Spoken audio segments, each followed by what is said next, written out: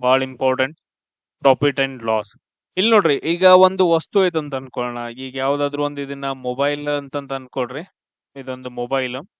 So ಈ mobile ನ ಏನಪ್ಪಾ ಅಂತಂದ್ ಹೇಳಿದ್ರ ಅವ್ರ ಏನ್ ಮಾಡಿರ್ತಾರ ಅಂತಂದ್ ಹೇಳಿದ್ರ ಒಂದ್ 10,000 ಅಂತಂದ್ ಹೇಳಿರ್ತಾರ. ಈ ಮೊಬೈಲ್ ಏನಂತಂದ್ ಹೇಳಿದ್ರ 10,000 ಅಂತಂದ್ ಹೇಳ್ತಾರ. ಹಂಗಾದ್ರೆ ಒಬ್ಬ ವ್ಯಕ್ತಿ ಏನಂತಂದ್ ಹೇಳಿದ್ರೆ ಖರೀದಿ ಮಾಡ್ಬೇಕಂತಂದ್ ಹೇಳಿದ್ರ ಏನ್ ಪಾವತಿಸ್ತಾನಲ್ಲ, ಸೊ ಅದನ್ನ ನಾವ್ ಏನಂತ ಕರಿತೀವಿ ಅಂತಂದ್ ಹೇಳಿದ್ರ ಏನಂತ ಕರಿಬಹುದು? ಕಾಸ್ಟ್ ಪ್ರೈಸ್ ಅಂತಂದ್ ಕರಿತೀವಿ. ಏನಂತ ಕರಿತೀವಿ ಅಂದ್ರ ಕಾಸ್ಟ್ ಪ್ರೈಸ್.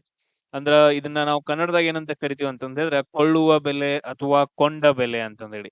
ಅಂದ್ರೆ ನಾವು ಖರೀದಿ ಮಾಡ್ತೀವಲ್ಲ, ಖರೀದಿ ಮಾಡುವ ಬೆಲೆಯನ್ನ ನಾವ್ ಏನಂತ ಕರಿತೀವಿ ಅಂದ್ರೆ ಕಾಸ್ಟ್ ಪ್ರೈಸ್. ಕಾಸ್ಟ್ ಆಗುತ್ತ, ಇದಕ್ ಬಾಳ ಕಾಸ್ಟ್ ಐತಿ ಅಂತಂದ್ ಹೇಳ್ತೀವಲ್ಲ, ಆ ತರ ನೆನ್ಪಿಟ್ಕೊಳ್ರಿ. ಕಾಸ್ಟ್ ಪ್ರೈಸ್ ಅಂತಂದ್ ಹೇಳಿದ್ರೆ ಕೊಂಡ ಬೆಲೆ ಅಂತಂದ್ ಹೇಳ್ತೀವಿ. ಕ್ಲಿಯರ್ ಎಲ್ರಿಗೂ? ಎಸ್. ಅದಾದ ನಂತರ ಈಗ ನಾನು ಇದನ್ನ 10,000 ತಗೊಂಡ್ ಬಂದೆ. ಇದು ನನಗ ಬ್ಯಾಡ ಅನಿಸ್ತು, ನಾನು ಬ್ಯಾರೆ ತಗೋಬೇಕು ಇವಾಗ. ಈಗ ನನ್ನ ಹತ್ರ ಇರೋದ್ನ ನಾನು ಈ ಮೊಬೈಲ್ನ ಏನಂತಂದಿದ್ರ ನಾನು 11,000 ಮಾರ್ತೇನೆ ಅದನ್ನ. ನಾನೇನ್ ಮಾಡ್ತೀನಿ ಅಂತಂದಿದ್ರೆ 11,000 ಬೇರೆದವ್ರಿಗೆ ಮಾಡ್ತೀನಿ. ಅದನ್ನ ನಾವೇನಂತ ಕರಿತೀವಿ ಅಂದ್ರೆ ಸೆಲ್ಲಿಂಗ್ ಪ್ರೈಸ್. ನಾ ಸೇಲ್ ಮಾಡಿದ್ನ ಆಲ್ರೆಡಿ. ಸೊ ಅದಕ್ ನಾ ಸೆಲ್ಲಿಂಗ್ ಪ್ರೈಸ್ ಅಂತಂದ್ ಹೇಳ್ತೀನಿ. ಅದೇನಪ್ಪಾ ಅಂತಂದ್ ಹೇಳಿದ್ರ ನಮ್ಗ ಕನ್ನಡದಾಗ ಮಾರುವ ಬೆಲೆ ಅಂತಂದ್ ಹೇಳ್ತೀವಿ. ಏನಂತ ಹೇಳ್ತೀವಿ? ಮಾರುವ ಬೆಲೆ ಅಂತಂದ್ ಹೇಳಿ. ಕ್ಲಿಯರ್ ಎಲ್ರಿಗೂ? ಸೆಲ್ಲಿಂಗ್ ಪ್ರೈಸ್ ಅಂದ್ರೆ ಮಾರುವ ಬೆಲೆ, ಮಾರಿದ ಬೆಲೆ ಅಂತಂದೇಳಿ. ಈಗ ನನಗ ಈ ಎರಡು ಪ್ರೊಸೆಸ್ ಒಳಗಡೆ ನಾನು ಕೊಂಡು ತಗೊಳ್ಳುವಾಗ 10,000 ತಗೊಂಡಿ, 11,000 ಮಾರ್ದೆ. ಈಗ ನನಗೆ ಇಲ್ಲಿ ಏನಾಗತ್ತಂದ್ರೆ 1,000 ಲಾಭ ಆಗತ್ತ. 1,000 ಏನಂತಂದ್ರೆ ಲಾಭ ಆಗತ್ತ. ಅದನ್ನ ನಾನು ಏನಂತ ಕರಿತೀನಿ ಅಂದ್ರೆ ಪ್ರಾಫಿಟ್ ಅಂತ ಕರಿತೀನಿ. ನನಗ್ ಪ್ರಾಫಿಟ್ ಆಯ್ತು. 1,000 ಏನಂತಂದ್ರೆ ನಂಗೆ ಪ್ರಾಫಿಟ್ ಆಗತ್ತೆ. ಅದಾದ ನಂತರ ನಾನೇನಪ್ಪಾ ಅಂತಂದ್ರೆ 10,000 ತಗೊಂಬನ್ನಿ. ನಮ್ ದೋಸ್ತ್ ಸರಿ ಇರ್ಲಿಲ್ಲ, ಅವ 11,000 ತಗೊಳಿಲ್ಲ. ಮಗನ ಆಲ್ರೆಡಿ 3 ತಿಂಗಳು ಯೂಸ್ ಮಾಡಿದಿ, ನನಗ್ ಆಗೋದಿಲ್ಲ ಅದನ್ನ ತಗೊಳಕ, ಬೇಕಾದ್ರೆ 8,000 ಕೊಡ್ತೀನಿ ಕೊಡ್ಲಾ ಅಂತಂದ್ ಹೇಳ್ತಾನ. ಸೊ ಅವಾಗ ನಮ್ಗೆ ಏನಾಗತ್ತ? ಇದು ನಮ್ಗ್ ಸೆಲ್ಲಿಂಗ್ ಪ್ರೈಸ್, ನಾನ್ ಮಾರಿದ ಬೆಲೆ ಅಂತಂದ್ ಹೇಳಿದ್ರ ನನಗಿಲ್ಲಿ 2,000 ಏನಪ್ಪಾ ಅಂದ್ರ ಲಾಸ್ ಆಗತ್ತ. ಕ್ಲಿಯರ್? ಇಷ್ಟ ಎಲ್ರು ಕಂಡು ಹಿಡಿಯಕ್ ಬರ್ದೈತಿ. ಇದೇ ಮೇನ್ ಏನಂತಂದ್ ಹೇಳಿದ್ರೆ ತುಂಬಾ ಇಂಪಾರ್ಟೆಂಟ್. ಅದಾದ ನಂತರ ನಮ್ಗೆ ಇನ್ನು ನೆಕ್ಸ್ಟ್ ಏನ್ ಕೇಳ್ತಾರ ಅಂತಂದ್ ಹೇಳಿದ್ರೆ ಇದ್ರೊಳಗಡೆ ಕ್ವಶನ್ ನಮಗ ಪ್ರಾಫಿಟ್ ಪರ್ಸೆಂಟೇಜ್ ಕೇಳ್ತಾನ. ಪ್ರಾಫಿಟ್ ಏನಪ್ಪಾ ಅಂತಂದ್ ಹೇಳಿದ್ರೆ ಪರ್ಸೆಂಟೇಜ್ ಕೇಳ್ತಾನ. ಈಗ ನಾವ್ ಏನ್ ಹೇಳ್ತೀವಿ? ಸರ್ ನಮ್ಗೆ ಎಷ್ಟು ಲಾಭ ಬಂದಿರ್ತೈತಿ ಅದ್ರಿ, ಆಮೇಲೆ ಇಂಟು 100 ಮಾಡ್ಬೇಕ್ರಿ, ಅಂದ್ಮೇಲೆ ಡಿವೈಡ್ ಏನ್ ಮಾಡ್ಬೇಕ್ರಿ? ಡಿವೈಡ್ ಏನಂತಂದ್ ಹೇಳಿದ್ರೆ ನಾವ್ ಏನ್ ಕೊಂಡು ತಗೊಂಡ್ಬಂದಿರ್ತೀವಲ್ಲ ಅದು ಬೇಸ್ ಪ್ರೈಸ್. ಅದ್ ನಮ್ಮ ಹತ್ರ ಇರುತ್ತಲ್ಲ, ನಾನು ಕೊಂಡು ತಗೊಂಡ್ಬಂದಿರ್ತೀನಿ ಬೇಸ್ ಪ್ರೈಸ್ ಅಂತ ಇರೋದ, ಅದು ಕಾಸ್ಟ್ ಪ್ರೈಸ್ ಅಂತಂದ್ ಹೇಳ್ತೀವಿ. ಇಷ್ಟು ಮಾಡ್ಬೇಕು. ಇಷ್ಟು ಮಾಡಿದ್ವಿ ಅಂತಂದ್ ಹೇಳಿದ್ರೆ ನಮ್ಗೆ ಏನ್ ಸಿಗತ್ತ? ಪರ್ಸೆಂಟೇಜ್ ಆಫ್ ಪ್ರಾಫಿಟ್ ಸಿಗುತ್ತೆ. ಅದ ಪರ್ಸೆಂಟೇಜ್ ಲಾಸ್ ಅಂತ ಬಂತಂದ್ರೆ ಸೇಮ್ ಅಷ್ಟೇ. ಎಷ್ಟ್ ನಷ್ಟ ಆಗೈತಿ, ಆಮೇಲೆ ಬೇಸ್ ಪ್ರೈಸ್ ಏನು ನಾವು ಎಲ್ಲ ತಗೊಂಡ್ಬಂದಿರ್ತೀವಲ್ಲ ಇದಕ್ ಕಂಪೇರ್ ಮಾಡ್ತೀವಿಲ್ಲ ನಾವು. ಯಾವಾಗ್ಲೂ ಏನಂತಂದ್ ಹೇಳಿದ್ರೆ ನಾವು ಇದಕ್ಕ ಕಂಪೇರ್ ಮಾಡ್ತೀವಿ. ನಮ್ಗೆ ಎಷ್ಟ್ ಲಾಸ್ ಆಗೈತಿ, ಎಷ್ಟ್ ಪ್ರಾಫಿಟ್ ಆಗೈತಿ ಅನ್ನೋದನ್ನ ನಾವೇನ್ ತಗೊಂಡ್ ಬಂದಿರ್ತೀವಲ್ಲ ಕಾಸ್ಟ್ ಪ್ರೈಸ್ಗೆ ನಾವ್ ಏನಂತಂದ್ ಹೇಳಿದ್ರೆ ಕಂಪೇರ್ ಮಾಡ್ತೀವಿ. ಅದಕ್ಕೋಸ್ಕರ ಕಾಸ್ಟ್ ಪ್ರೈಸ್ ಇಲ್ಲಿ. ಅದ್ ಎಷ್ಟ್ ನಷ್ಟ ಆಗೈತಿ ನಷ್ಟ, ಆಮೇಲೆ 100. ಇವು ಏನಪ್ಪಾ ಅಂತಂದ್ ಹೇಳಿದ್ರೆ ಇವು ಫಾರ್ಮುಲಾಸ್ ಗಳ ನಮಗ ಯೂಸ್ ಆಗ್ತಾವ. ಎಲ್ರಿಗೂ ಅರ್ಥ ಆಯ್ತಾ?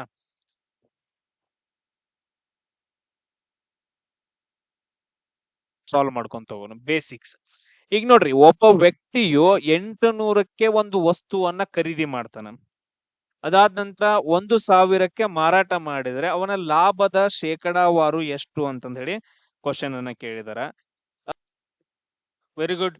ಇದ್ ನೋಡ್ರಿ ಸರ್, ನಾನು ಇಲ್ಲಿ 1,000 ಮಾರಾಟ ಮಾಡಿದೀನಿ ಅಂತಂದ್ ಹೇಳಿದ್ರೆ ಇದು ನನಗೆ ಸೆಲ್ಲಿಂಗ್ ಪ್ರೈಸ್ ಆಯ್ತಾ? ಮಾರಾಟ ಬೆಲೆ ಅಂತಂದ್ ಹೇಳಿ ಈ ತರ ಇದನ್ನ ಬರ್ಕೋಬಹುದಾ? ಮೊದಲು ನಮ್ಗೆ ಏನಂತಂದ್ ಹೇಳಿದ್ರೆ ಏನ್ ಕೊಟ್ಟಿದ್ದಾನ ಅದನ್ನ ಬರ್ಕೊಳ್ಬೇಕಲ್ರಿ. ಸೆಲ್ಲಿಂಗ್ ಪ್ರೈಸ್ ಕೊಟ್ರಿ. ಸರ್ 800ಕ್ಕೆ ನಾ ಒಂದು ವಸ್ತುವನ್ನ ಖರೀದಿ ಮಾಡಿದಾನ, ತಗೊಂಡ್ ಬಂದಿದಾನಲ್ಲ. ಸೊ ಈ 800 ಅದನ್ನೇನಾಯ್ತು? ಕಾಸ್ಟ್ ಪ್ರೈಸ್ ಆಯ್ತು. ಈಗ ನಾನು ಹೇಳಿದ್ನಲ್ಲ ಸರ್, 800ಕ್ಕೆ ತಗೊಂಡ್ ಬಂದೆ, 1,000 ಮಾರಿದ್ನಿ. ಇಲ್ಲಿ ನನಗೆ ಲಾಭ ಆಯ್ತು ನಷ್ಟ ಆಯ್ತು? ಜನರಲ್ ಆಗಿ ಥಿಂಕ್ ಮಾಡು, ನಮಗ್ ಫಾರ್ಮುಲಾ ಬೇಡ, ಜನರಲ್ ಆಗಿ ಥಿಂಕ್ ಮಾಡು. 800 ತಗೊಂಡ್ ಬನ್ನಿ, 1,000 ಮಾರಿದ, ನನಗೆ ಏನಾಯ್ತು ಇಲ್ಲಿ? ಎಷ್ಟ್ರಿ ಲಾಭ ಆತು? ಲಾಭ ಆತಲ್ಲ, ಪ್ರಾಫಿಟ್ ಆಯ್ತು. ಸರ್ ಪ್ರಾಫಿಟ್ ಅಂತಂದ್ ಹೇಳಿ ಇದನ್ನ ಪ್ರಾಫಿಟ್ ಅಂತಂದ್ ಪಿ ಅಂತ ಬರ್ಕೊಂತೀನಿ. ನಾನ್ ಏನ್ ಮಾಡ್ತೀನಿ ಅಂತಂದ್ ಹೇಳಿದ್ರೆ ಯಾವ್ದು ದೊಡ್ಡದಿರುತ್ತೋ ಅದ್ರೊಳಗೆ ಕಳಿತೀನಿ ಅಷ್ಟೇ. SP ಮೈನಸ್ CP ಅಂತ ಕರಿತೀವಿ. ಅಂದ್ರೆ ನಾವು ಅದೇನೇನ್ ಜನರಲ್ ಆಗಿ ಹೇಳ್ತೀವಲ್ಲ ಅದನ್ನ ಈ ಫಾರ್ಮುಲಾ ಪ್ರಕಾರ ಮಾಡಿದ್ನಿ. ನನಗೆ ಏನಾಯ್ತಂದ್ರ 200 ಎಷ್ಟಾಯ್ತು? ಲಾಭ ಆತು. ಸೊ 200 ಏನಂತಂದ್ರೆ ಇದ್ರ ಲಾಭ ಆಯ್ತಲ್ಲ. ಅವನೇನ್ ಕೇಳಿದಾನ? ಲಾಭದ ಶೇಕಡಾವಾರು ಕೇಳಿದಾನ. ಅಂದ್ರೆ percentage of P ಕೇಳಿದಾನ.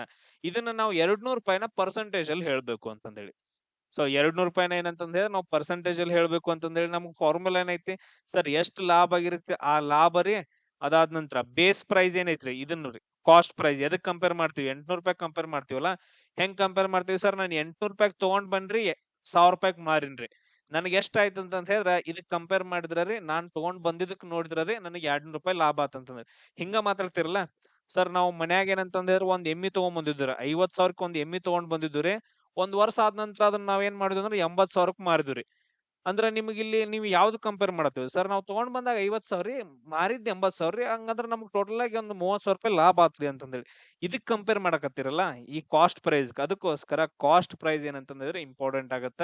So into 100 ಅಂತಂದ್ ಹೇಳ್ತೀವಿ. ಅದಾದ ನಂತರ ಲಾಭ ಎಷ್ಟಾಗಿತ್ರಿ 200 ಆಗೈತ್ರಿ. ಕಾಸ್ಟ್ ಪ್ರೈಸ್ ಎಷ್ಟೈತ್ರಿ 800 ಐತ್ರಿ. ಆಮೇಲೆ ಇಂಟು 100 ಮಾಡ್ಬೇಕ್ರಿ.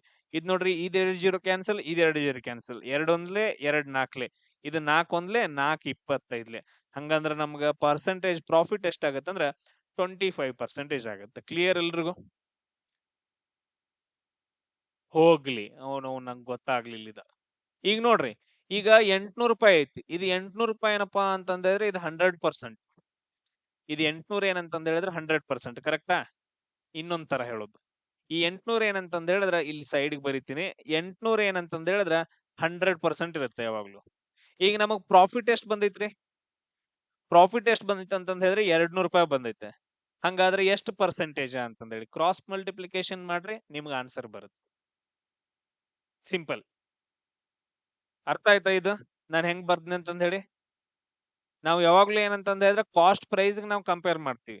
ಇದು ಕಾಸ್ಟ್ ಪ್ರೈಸ್ ಬರ್ಕೊಂಡೆ ಇದನ್ನ ಯಾವಾಗ್ಲೂ ಏನಂತಂದ ಹೇಳಿದ್ರೆ 100% ತಗೋಬೇಕು. ನಮಗ್ ಲಾಭ ಎಷ್ಟಾಗೈತಿ?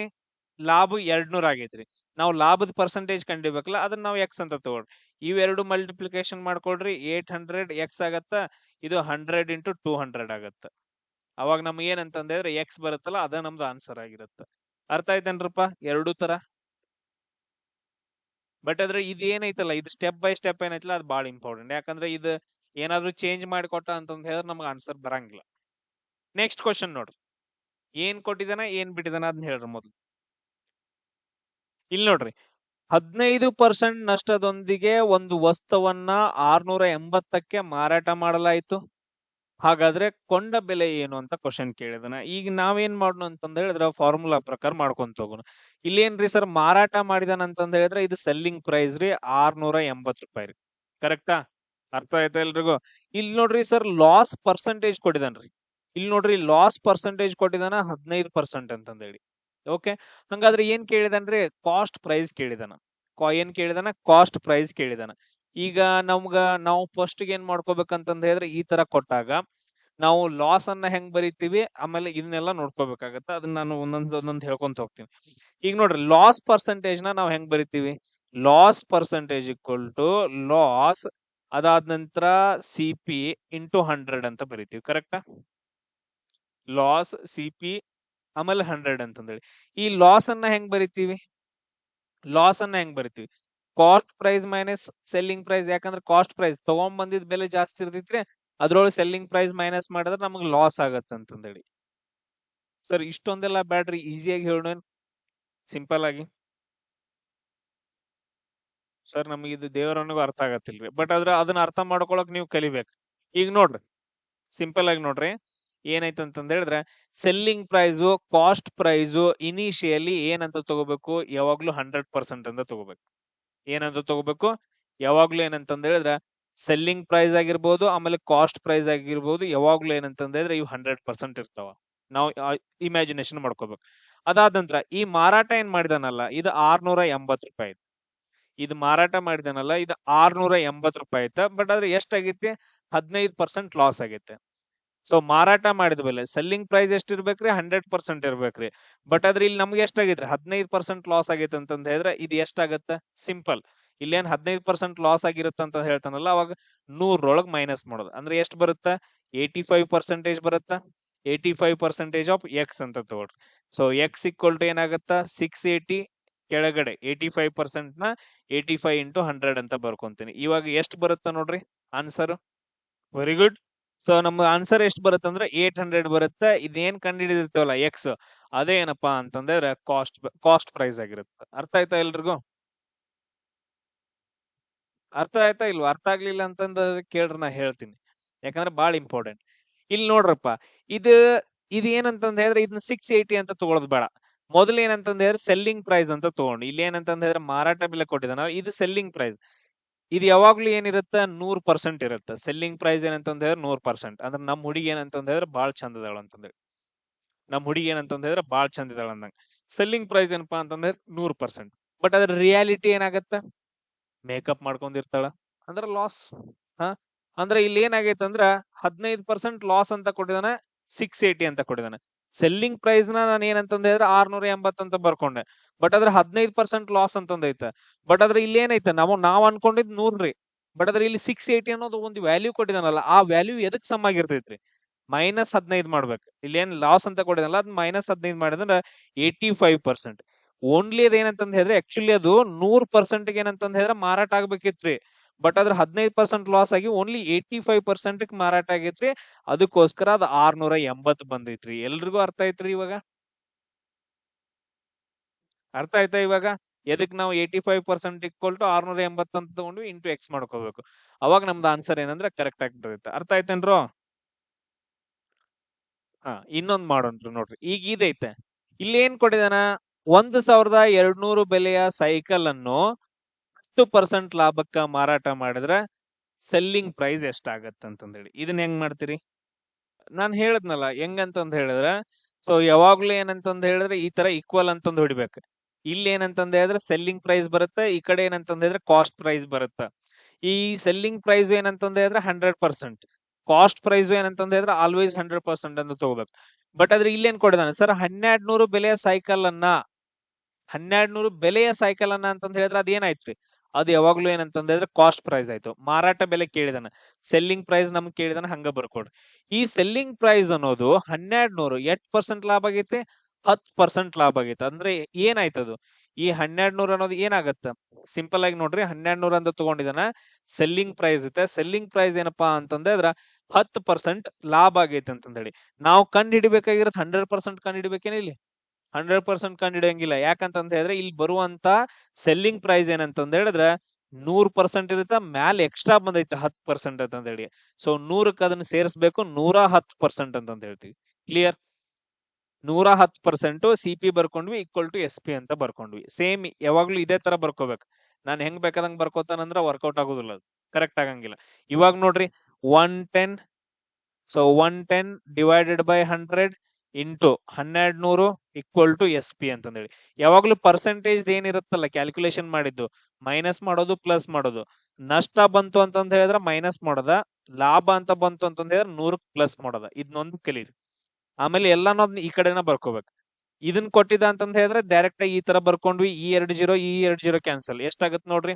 110 ಇಂಟು 12 ಅಂತಂದ ಹೇಳಿದ್ರ SP ಈಕ್ವಲ್ ಟು 110 ಇಂಟು 12 ಅಂತಂದ ಹೇಳಿದ್ರ ವೆರಿ ಗುಡ್, 1320 ಏನಂತಂದ ಹೇಳಿದ್ರ ನಮ್ದು ಆನ್ಸರ್ ಆಗತ್ತೆ. ಅರ್ಥ ಆಯ್ತೇನ್ರು ಎಲ್ರಿಗೂ? ಸೊ ಇಲ್ಲಿ ನೋಡ್ರಿ, ಇಲ್ಲೇನಪ್ಪಾ ಅಂತಂದ ಹೇಳಿದ್ರೆ ಒಂದು ವಸ್ತು ಐತೆ. ಇದೇನಪ್ಪಾ ಅಂತಂದ ಹೇಳಿದ್ರೆ ಒಂದು ವಸ್ತು ಅಂತ ಅನ್ಕೊಳ್ರಿ. ಈ ವಸ್ತುವನ್ನ ಏನಂತಂದ ಹೇಳಿದ್ರ ಇಲ್ಲಿ ಕೇಳ್ರಿ, ಇಲ್ಲಿ ನಾವ್ ಏನ್ ಮಾಡ್ತೀನಿ ಅಂತಂದ ಹೇಳಿದ್ರೆ, ನಾವು ಸ್ಟಡಿ ಮಾಡೋ ಪ್ರಕಾರ ಸೆಲ್ಲಿಂಗ್ ಪ್ರೈಸ್ ಕಾಸ್ಟ್ ಪ್ರೈಸ್ ಏನಂತಂದ ಹೇಳಿದ್ರೆ ಇದು 100%, ಇದು 100% ಅನ್ಕೊಂಡು. 100% ಇತ್ತು ಅಂತಂದ ಹೇಳಿದ್ರೆ ಅವಾಗ ಲಾಭನೂ ಆಗಂಗಿಲ್ಲ, ನಷ್ಟನೂ ಆಗಂಗಿಲ್ಲ. ಅದನ್ನ ನಾವು 0 ಅಂತ ಅನ್ಕೊಳ್ಳೋಣ. ಸರ್ ನಾನು 800 ರೂಪಾಯಿಗೆ ತಗೊಂಡ್ ಬನ್ರಿ, 800 ರೂಪಾಯಿಗೆ ತಗೊಂಡ್ ಬನ್ರಿ. ಆಮೇಲೆ ಸಾರಿ ಇಲ್ಲಿ ಈ ಕಡೆ ಬರ್ಕೊಂಡು 800 ರೂಪಾಯಿಗೆ ತಗೊಂಡ್ ಬನ್ರಿ. ಆಮೇಲೆ ನೆಕ್ಸ್ಟ್ ಅದನ್ನ 800 ರೂಪಾಯಿಕ ಮಾರಿದಿನ್ರಿ. ಸೊ ಅಂದ್ರೆ ಇವೆರಡು 100% ನಮಗ್ ನಷ್ಟನೂ ಆಗಿಲ್ಲ, ಲಾಭನೂ ಆಗಿಲ್ಲ. ಇವೆಲ್ಲ 100% ಆಯ್ತು. ಬಟ್ ಆದ್ರೆ ಇವಾಗ ನಾನ್ ಏನ್ ಮಾಡ್ತೀನಿ ಅಂತಂದ್ರೆ ನಾನು ಒಂದು 10,000 ರೂಪಾಯಿಗೆ ತಗೊಂಡ್ ಬರ್ತೀನಿ. ಒಂದ್ 10,000ಕ್ಕೆ ತಗೊಂಡ್ ಬರ್ತೀನಿ. ಈ 10,000ಕ್ಕೆ ತಗೊಂಡ್ ಬಂದ ನಂತರ ನಾನು, ನಮ್ಗೇನು ಕ್ಯಾಲ್ಕುಲೇಷನ್ ಬೇಡ, ಏನು ಬೇಡ ಅಂತಂದ ಹೇಳಿದ್ರೆ ಸೆಲ್ಲಿಂಗ್ ಪ್ರೈಸ್ 100% ಇರಬೇಕು ಅಂತಂದ ಹೇಳಿದ್ರೆ ನಾ ಎಷ್ಟಕ್ ಮಾರ್ಬೇಕು? 10,000 ರೂಪಾಯಿಗೆ ಮಾರ್ಬೇಕು. ಬಟ್ ಅದ್ರ ನಾ 10,000 ರೂಪಾಯಿಗೆ ಮಾರಂಗಿಲ್ಲ. ನಾ ಏನ್ ಮಾಡ್ತೇನೆ ಅಂತಂದ ಹೇಳಿದ್ರೆ, ನಾ ಏನ್ ಹೇಳ್ತೇನೆ ಅಂದ್ರೆ ಇವಾಗ ಸಿಂಪಲ್ ಆಗಿ ನನ್ಗೊಂದ್ 10% ಲಾಭ ಅಂತಂದ್ ಹೇಳ್ತೀನಿ. ನಂಗೊಂದ್ 10% ಲಾಭ ಬೇಕು ಅಂದ್ರೆ ನಾ ಎಷ್ಟಕ್ ಮಾರ್ಬೇಕು ಇವಾಗ? ಸೆಲ್ಲಿಂಗ್ ಪ್ರೈಸ್ ನಾನು ಎಷ್ಟಕ್ ಮಾರ್ಬೇಕು? ಪರ್ಸೆಂಟೇಜ್ ಅಲ್ಲಿ ಹೇಳ್ರಿ ನೋಡು. ನಾನ್ 100% ಮಾರಿನ ಅಂತಂದ್ ಹೇಳಿದ್ರೆ ನನಗ್ ಲಾಭ ಬರ್ತೈತಿ ಏನ್? ಬರಂಗಿಲ್ಲ, 0 ಅದು.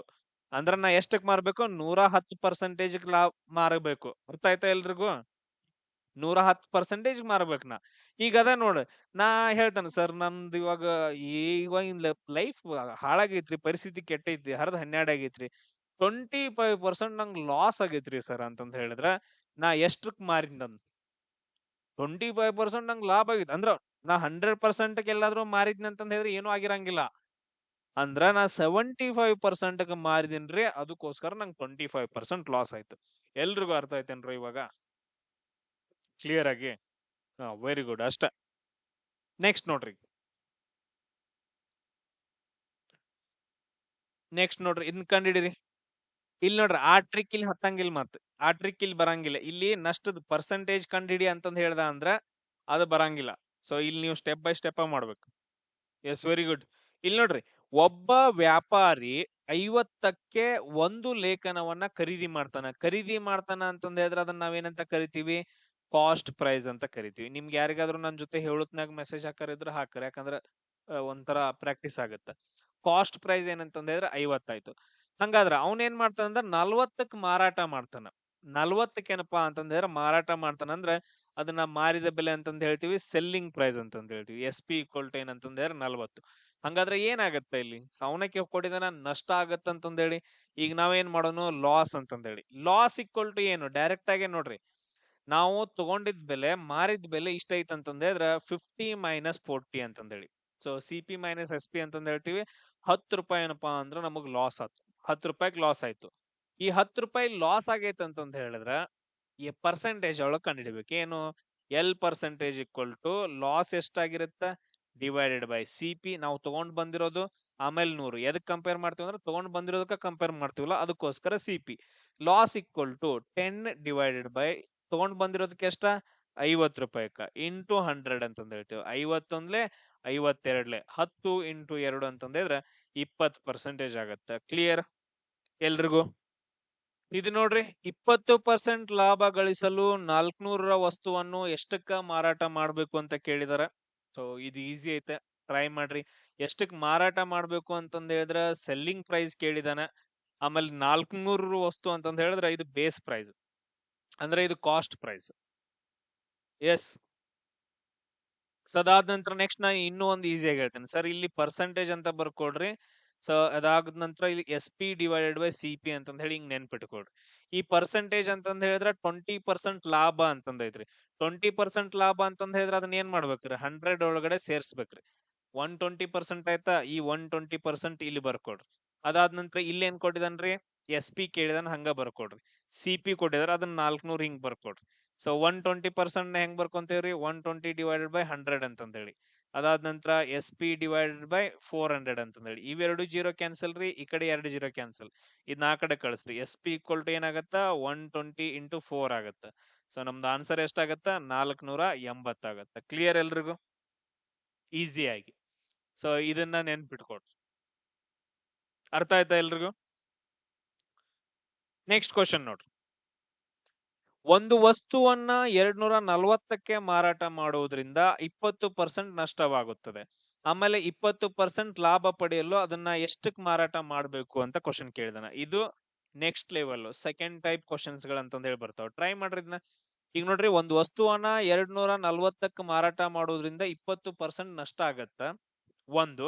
ಆಮೇಲೆ 20% ಲಾಭ ಮಾಡ್ಬೇಕಂತಂದ್ ಹೇಳಿದ್ರೆ ಎಷ್ಟಕ್ ಮಾರಾಟ ಮಾಡ್ಬೇಕು ಅಂತಂದೇಳಿ ಕಂಡು ಹಿಡಿಬೇಕು. ಇಲ್ಲಿ ನೋಡ್ರಿ, 20% ಐತಿ. ಈಗ 240ಕ್ಕೆ ಮಾರಾಟ ಮಾಡೋಣ ಅಂತಂದ್ ಹೇಳಿದ್ರ ಇದು ಸೆಲ್ಲಿಂಗ್ ಪ್ರೈಸ್. ಇದು 2 ಭಾಗ ಮಾಡ್ಕೊಂತೀವಿ. ಸೆಲ್ಲಿಂಗ್ ಪ್ರೈಸ್ = ಏನಂತಂದ್ ಹೇಳಿದ್ರೆ 240 ಆಗತ್ತ. 20% ನಷ್ಟ ಆಗೈತೆ ಅಂತಂದ್ ಹೇಳಿ ಆಲ್ರೆಡಿ ಕೊಟ್ಟಿದ್ದಾನೆ. ಸೊ ಈಗ ಪರ್ಸೆಂಟೇಜ್ = SP / CP ಅಂತಂದ್ ಹೇಳಿ. ಈ ಪರ್ಸೆಂಟೇಜ್ ಎಷ್ಟಾಗತ್ತೋ ನಷ್ಟ ಅಂತ ಕೊಟ್ಟಿದ ಅಂತಂದ್ ಹೇಳಿದ್ರೆ ಅದನ್ನ ಏನ್ ಮಾಡ್ಬೇಕು? 100 - 20 ಮಾಡ್ಬೇಕು. ಅಂದ್ರೆ 80%. ಇಲ್ಲಿ ಏನ್ ಕೊಟ್ಟಿದಾನೆ? SP ಕೊಟ್ಟಿದಾನೆ 240. CP ಕಂಡಿಡಿಬೇಕು. ಕರೆಕ್ಟ್. CP = ಏನಾಗತ್ತ? 240. ಅದಾದ ನಂತರ ನೆಕ್ಸ್ಟ್ 80 × 100 ಅಂತಂದ್ ಹೇಳಿ. ಈ 0 ಕ್ಯಾನ್ಸಲ್, ಈ 0 ಕ್ಯಾನ್ಸಲ್. ಸೊ ಏನ್ ಬರ್ತೈತಿ ಇಲ್ಲಿ?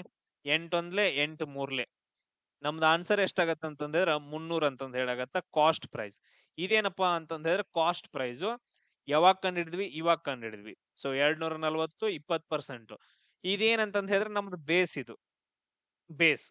ಈಗ ನಾವೇನ್ ಮಾಡ್ಕೋಬೇಕ್ರಿ? ನಾವು ಇಲ್ಲಿ ಸೆಲ್ಲಿಂಗ್ ಪ್ರೈಸ್ ಕಂಡಿಡಿಬೇಕ್ರಿ. ಕಾಸ್ಟ್ ಪ್ರೈಸ್ ಆಲ್ರೆಡಿ ಕಂಡಿಡಿದೇವ್. ನಾವು ತಗೊಂಡ್ಬಂದಿರೋದು 300 ರೂಪಾಯಿಕ. 240ಕ್ಕೆ ಮಾರದಾಗ 20% ನಷ್ಟ ಆಗೈತೆ. ಇನ್ 20% ನಾವು ಲಾಭಕ್ಕೆ ಮಾರಬೇಕು ಅಂತಂದ್ ಹೇಳಿದ್ರ ಸಿಂಪಲ್. ಪರ್ಸೆಂಟೇಜ್ = SP / CP ಅಂತಂದ್ ಹೇಳಿ. 20% ಲಾಭ ಆಗ್ಬೇಕು ಅಂತಂದ್ ಹೇಳಿದ್ರ 100 + 20 120 ಆಯ್ತು. 120 / 100.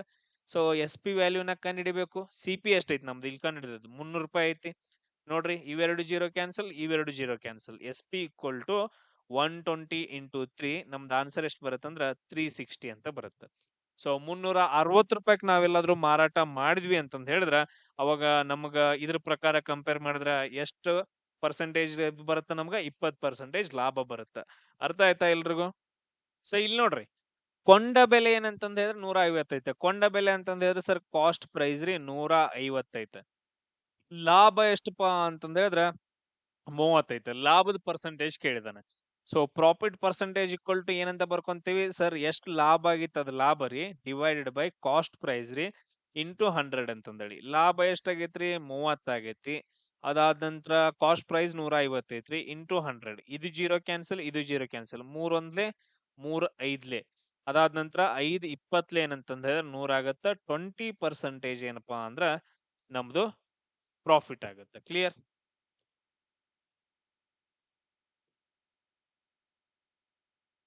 ನೆಕ್ಸ್ಟ್ ಕ್ವಶನ್ ನೋಡ್ರಿ, ಇದನ್ನ ಟ್ರೈ ಮಾಡ್ರಿ. ಇದು ತುಂಬಾ ಇಂಪಾರ್ಟೆಂಟ್. ಇಂಥ ಕ್ವಶನ್ಸ್ ಗಳು ಬರ್ತಾವ. ಇದನ್ನ ನೋಡ್ರಿ. ಇಲ್ಲಿ ನೋಡ್ರಿ, ಒಬ್ಬ ವ್ಯಕ್ತಿಯು ಹಳೆಯ ಕಾರನ್ನ 60,000 ರೂಪಾಯಿ ಖರೀದಿ ಮಾಡಿದಾನ. ಅಂದ್ರ ಒಂದು ಕಾಸ್ಟ್ ಪ್ರೈಸ್ ಎಷ್ಟಾಯ್ತು ಅಂತಂದ್ರೆ 60,000 ರೂಪಾಯಿ ಆಯ್ತು. ಅದಾದ ಖರೀದಿ ಮಾಡಿ ಸುಮ್ಮನೆ ಇರ್ಲಿಲ್ಲ. ಅದನ್ನೇನ್ ಮಾಡದಂದ್ರೆ ದುರಸ್ತಿ ಮಾಡಕ್, ಅದನ್ನೇನಪ್ಪಾ ಅಂತಂದ್ರೆ ರಿಪೇರಿ ಮಾಡ್ಸಕ್ ಏನಂತಂದ್ರೆ 10,000 ರೂಪಾಯಿ ಖರ್ಚು ಮಾಡ್ತಾನ. ಸೊ 10,000 ರೂಪಾಯಿ ಏನಂತಂದ್ರೆ ರಿಪೇರಿ ಮಾಡಕ್ ಖರ್ಚು ಮಾಡ್ತಾನ. ಹಂಗ ಅಂದ್ರ ಅವನ್ ಟೋಟಲ್ ಖರ್ಚು ಎಷ್ಟಾಯ್ತು? ಟೋಟಲ್ ತಗೊಂಬಂದ್ ಅವ್ನ್ ಕಾಸ್ಟ್ ಪ್ರೈಸ್ ಎಷ್ಟಾಯ್ತು? ಈಗ ನೋಡ್ರಿ, ಅವ್ ತಗೊಂಡ್ ಬಂದು ಅದನ್ನ ನೀವು ಈಗ ಬೈಕ್ ತಗೊಂಡ್ಬರ್ತೀರಿ ಒಂದ್ 60,000ಕ್ಕ. ಅದನ್ನ ಮತ್ ರಿಪೇರಿ ಮಾಡಿಸ್ತೀರಿ ಅಂತಂದ್ ಹೇಳಿದ್ರೆ ಎಲ್ಲಾ ಸೇರಿ ಕೊಂಡ್ ಬೆಲೆ ಆಯ್ತಲ್ಲ ಅದ. ಕಾಸ್ಟ್ ಪ್ರೈಸ್ ಏನಪ್ಪಾ ಅಂತಂದ್ರೆ ಟೋಟಲ್ ಆಗಿ ಎಷ್ಟಾಯ್ತು? 70,000 ಆಯ್ತು ಇಲ್ಲಿ. ಸೊ ಎಷ್ಟಾಯ್ತು? 70,000 ಏನಪ್ಪಾ ಅಂತಂದ್ರೆ ಕಾಸ್ಟ್ ಪ್ರೈಸ್ ಆಯ್ತು. ಇದನ್ನ ತಗೋಬೇಕು. ಆಮೇಲೆ ನೆಕ್ಸ್ಟ್ ನೋಡ್ರಿ, ನಂತರ ಅದನ್ನ 84,000ಕ್ಕೆ ಮಾರಾಟ ಮಾಡ್ತಾನ. ಸೆಲ್ಲಿಂಗ್ ಪ್ರೈಸ್ ಏನಂತಂದ್ರೆ 84,000 ರೂಪಾಯಿಗೆ ಮಾರಾಟ ಮಾಡ್ತಾನ. ಹಂಗಾದ್ರೆ ಅವನ ಲಾಭ ಎಷ್ಟು ಅಂತಂದ್ ಹೇಳಿ ಕೇಳಿದಾನೆ. ಅದಂದ್ರೆ ಲಾಭದ ಪರ್ಸೆಂಟೇಜ್ ಕೇಳ್ಬೇಕು. ಇಲ್ಲಿ ಲಾಭ ಎಷ್ಟಾಗತ್ತ? ಪ್ರಾಫಿಟ್ ಎಷ್ಟಾಗತ್ತ? ಸೊ 2 ಮೈನಸ್ ಮಾಡ್ರಿ. ಎಷ್ಟಾಗತ್ತೆ ಅಂದ್ರೆ 14,000 ರೂಪಾಯಿ ಲಾಭ ಆಗುತ್ತೆ. ಎಷ್ಟಾಗತ್ತ? 14,000 ರೂಪಾಯಿ. ಈಗ ಪ್ರಾಫಿಟ್ ಪರ್ಸೆಂಟೇಜ್ ಕಂಡು ಹಿಡಿಬೇಕಂತಂದ್ ಹೇಳಿದ್ರೆ ಈ 14,000 ರೂಪಾಯಿ ಲಾಭ ಎಷ್ಟಾಗಿತ್ತು ಅದು ಅಂದ್ರೆ ನಾವು ಪ್ರಾಫಿಟ್ ಪರ್ಸೆಂಟೇಜ್ ಈಕ್ವಲ್ ಟು ಲಾಭ divided by C P into 100 ಅಂತಂದ್ ಹೇಳಿ ನಮ್ದು ಫಾರ್ಮುಲಾ. ಸಿ ಪಿ ಎಷ್ಟು ಇದ್ರಿ? ಸಿ ಪಿ ಎಷ್ಟು ತಗೋಬೇಕಿಲ್ಲ ನಾವ? ಸಿ ಪಿ ಎಷ್ಟು ಅಂತಂದ್ ಹೇಳಿದ್ರೆ 70,000. ಎಷ್ಟು ಖರ್ಚಾಗಿತ್ತು ಅದನ್ನೆಲ್ಲ ತಗೊಳ್ಬೇಕು. ಅದಾದ ನಂತರ ಇಂಟು 100. ಸೊ ಇವಾಗ ನೋಡ್ರಿ, ಇವು 3 ಜೀರೋ ಕ್ಯಾನ್ಸಲ್, ಇದು 3 ಜೀರೋ ಕ್ಯಾನ್ಸಲ್, ಇದು 1 ಜೀರೋ ಕ್ಯಾನ್ಸಲ್, ಇದು 1 ಜೀರೋ ಕ್ಯಾನ್ಸಲ್. 7 ಒಂದ್ಲೆ 7 ಎರಡ್ಲೆ. ಇನ್ನೇನ್ ಉಳಿತು? 2 ಇಂಟು 10 ಅಂತಂದೇಳಿ. ಸೊ 20% ಏನಂದ್ರ ನಮ್ಗ ಲಾಭ ಆಗತ್ತ. ಅರ್ಥ ಆಯ್ತೇನ್ರಪ್ಪ? ರಿಪೇರಿ ಅಂತಂದ್ ಹೇಳಿದ್ರೆ ಅದನ್ನ ಕಾಸ್ಟ್ ಅಲ್ಲೇ ಸೇರಿಸ್ಕೋಬೇಕು. ನೆಕ್ಸ್ಟ್ ಕ್ವಶನ್ ನೋಡ್ರಿ, ಈ ತರ ಕ್ವಶನ್ಸ್ ಗಳನ್ನ ಕೇಳ್ತಾರ. ಇದು ಬಾಳ ಅಂದ್ರ ಬಾಳ ಈಸಿ ಕ್ವಶನ್. ಮಾರಾಟ ಬೆಲೆಯು ಕೊಂಡ ಬೆಲೆಯ 4/3 ಇದ್ರ ಲಾಭ ಎಷ್ಟು ಅಂತಂದ್ ಹೇಳಿ ಕೇಳಿದಾನ. ಏನ್ ಹಿಂಗಂದ್ರೆ ಏನು? ಮೊದಲ್ರಿ ಸೆಲ್ಲಿಂಗ್ ಪ್ರೈಸ್ ಐತ್ರಿ, ಆಮೇಲೆ ಡಿವೈಡೆಡ್ ಬೈ ಕಾಸ್ಟ್ ಪ್ರೈಸ್ ರೀ ಈಕ್ವಲ್ ಟು 4 ಡಿವೈಡೆಡ್ ಬೈ 3 ಅಂತಂದೇಳಿ. ಮಾರಾಟ ಬೆಲೆಯು ಕೊಂಡು ಬೆಲೆಯ 4/3 ಅಥವಾ ಇನ್ನೊಂದ್ ಏನ್ ಕೊಡ್ತಾನ 4:3 ಅಂತಂದೇಳಿ. ಇವೆರಡು ಒಂದ. ಈ ತರ ಕೊಟ್ರು ಒಂದ, ಈ ತರನು ಕೊಟ್ರು ಅಂದ್ರ ಅವಾಗ ಹೆಂಗ್ ಬರ್ಕೋಬೇಕು? ಈ ತರ ಬರ್ಕೋಬೇಕು. ಸೊ ಫಸ್ಟ್ ಮಾರಾಟ ಬೆಲೆ ಐತಿ, ಮಾರಾಟ ಬೆಲೆ. ಆಮೇಲೆ ನೆಕ್ಸ್ಟ್ ಕೊಂಡ ಬೆಲೆ ಐತಿ, ಕೆಳಗಡೆ ಕೊಂಡ ಬೆಲೆ ಬರ್ಕೊಂಡೆ 4/3 ರೂಪದಲ್ಲಿ. ಇಲ್ಲಿ ಏನಿಲ್ಲ, ಸಿಂಪಲ್ ಆಗಿ ನಮ್ಗೇನ್ ಕೇಳಿದಾನ? Profit percentage ಕೇಳಿದಾನ.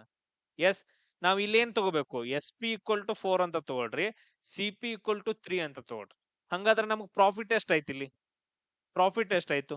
ಪ್ರಾಫಿಟ್ 1 ಆಯ್ತು. So S P minus C P ಮಾಡ್ಕೊಂಡ್ರೆ ಪ್ರಾಫಿಟ್ 1 ಆಯ್ತು. ಅದನ್ನ ಬರ್ಕೊಡ್ರಿ ಪ್ರಾಫಿಟ್. ಆಮೇಲೆ ಸಿ ಪಿ ವ್ಯಾಲ್ಯೂ ಬರ್ಕೋಬೇಕು 3, ಆಮೇಲೆ ಇಂಟು 100 ಅಂತಂದೇಳಿ. 3 ಒಂದ್ಲೆ 33.3 ಅಂತಂದೇಳಿ. 33.3% ಏನಂತಂದ್ರೆ ನಮ್ಗೆ ಇಲ್ಲಿ ಲಾಭ ಆಗುತ್ತೆ. ಅರ್ಥ ಆಯ್ತಾ ಎಲ್ರಿಗೂ? ಇದು ಬಾಳ ಈಸಿ ಕ್ವಶನ್ ಇದು. ಆಮೇಲೆ ನೆಕ್ಸ್ಟ್ ಕ್ವಶನ್ ನೋಡ್ರಿ, 200ಕ್ಕೆ ಖರೀದಿಸಿದ ಪುಸ್ತಕವೊಂದನ್ನು 5% ನಷ್ಟಕ್ಕೆ ಮಾರಾಟ ಮಾಡಿದ್ರ ಮಾರಾಟ ಬೆಲೆ ಎಷ್ಟಾಗತ್ತೆ ಅಂತಂದೇಳಿ. ಇಲ್ಲಿ ನಮ್ಗೆ ಏನಂತಂದ್ ಹೇಳಿದ್ರೆ percentage C P divided by S P ಅಂತಂದ್ ಹೇಳಿ ಈ ತರ ಯಾವ್ದಾದ್ರು ಒಂದ್ ಕೇಳ್ದ ಅಂತಂದ್ ಹೇಳಿದ್ರೆ, ಇಲ್ಲಿ ನೋಡ್ರಿ ನಷ್ಟ ಆಗೈತ್ರಿ. ನಷ್ಟ ಆಗೈತೆ ಅಂತಂದ್ ಹೇಳಿದ್ರೆ ಪರ್ಸೆಂಟೇಜ್ ನಾವ್ ಹೆಂಗ್ ಬರ್ಕೊಂತೀವಿ? 100 ಮೈನಸ್ 5 ಅಂತಂದೇಳಿ. ಅದಾದ ನಂತರ ಎಸ್ ಪಿ ಎಷ್ಟ್ ಕೊಟ್ಟಿದನ್ರಿ? ಎಸ್ ಪಿ ಸರ್ ಕೊಟ್ಟಿಲ್ರಿ, ಕೇಳಿದನ್ರಿ. ಸಿ ಪಿ ಎಷ್ಟೈತ್ರಿ? 200 ಅಂತಂದೈತ್ರಿ. ಇದ್ ನೋಡ್ರಿ ಇದು ಎಷ್ಟೈತ್ರಿ, ಎಷ್ಟು ಪರ್ಸೆಂಟೇಜ್ ಆಗತ್ತ, ಇದು 95% ರೀ. ಇದನ್ನ 95 ಡಿವೈಡೆಡ್ ಬೈ 100 ಅಂತ ಬರ್ಕೋತೀನಿ. SP divided by 200. ಇವೆರಡು ಜೀರೋ ಕ್ಯಾನ್ಸಲ್ ರೀ, ಇವೆರಡು ಜೀರೋ ಕ್ಯಾನ್ಸಲ್ ರೀ. ಸೊ SP ಈಕ್ವಲ್ ಟು ಏನಂದ್ರ 95 ಇಂಟು 2 ಆಗತ್ರಿ. ಹಂಗಾದ್ರೆ ನಮ್ದು ಆನ್ಸರ್ ಎಷ್ಟಾಗತ್ತಂದ್ರ 190 ರೂಪಾಯಿ ಮಾರಿದ ಬೆಲೆ ಆಗತ್ರಿ. ಕ್ಲಿಯರ್ ಎಲ್ರಿಗೂ? ನಿಮ್ಗೆ ಅಲ್ಲೇ ಗೊತ್ತಾಗಿರ್ಬೇಕು. ಇಲ್ಲಿ ನೋಡ್ರಿ, 200 ರೂಪಾಯಿ ಆಲ್ರೆಡಿ ಕೊಟ್ಟಿದಾನ, 5% ಲಾಸ್ ದಾಗ ಮಾಡಿದ ಅಂತಂದ್ ಹೇಳಿದ್ರ 200 ಗಿಂತ ಕಮ್ಮಿನ ಬರುತ್ತೆ. ಸೊ ಆ ತರ.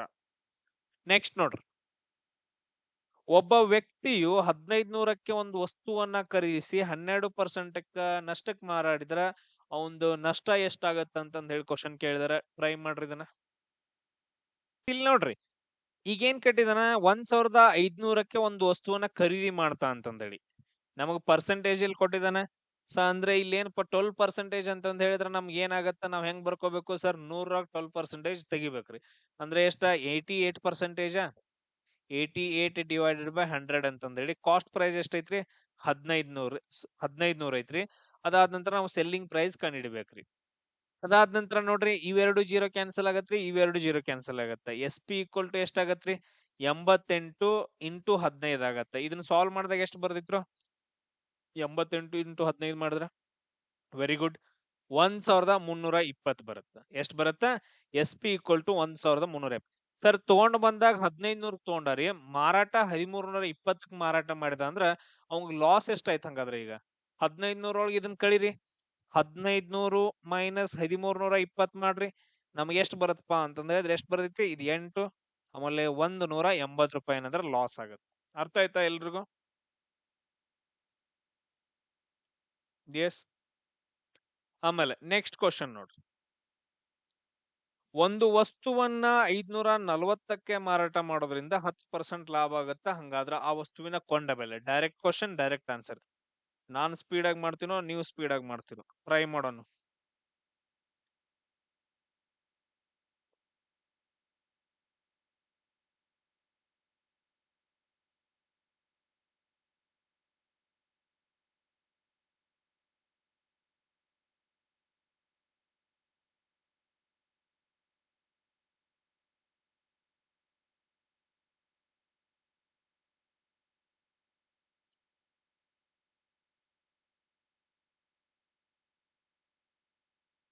ಸೊ ಇಲ್ಲಿ ನೋಡ್ರಿ, ಇಲ್ಲಿ ಏನಂತಂದ್ ಹೇಳಿದ್ರ 540ಕ್ಕೆ ಮಾರಾಟ ಮಾಡಿದ ಅಂತಂದ್ ಹೇಳಿದ್ರ ಸೆಲ್ಲಿಂಗ್ ಪ್ರೈಸ್ ಏನಪ್ಪಾ ಅಂತಂದ್ ಹೇಳಿದ್ರ 540 ಆಯ್ತು.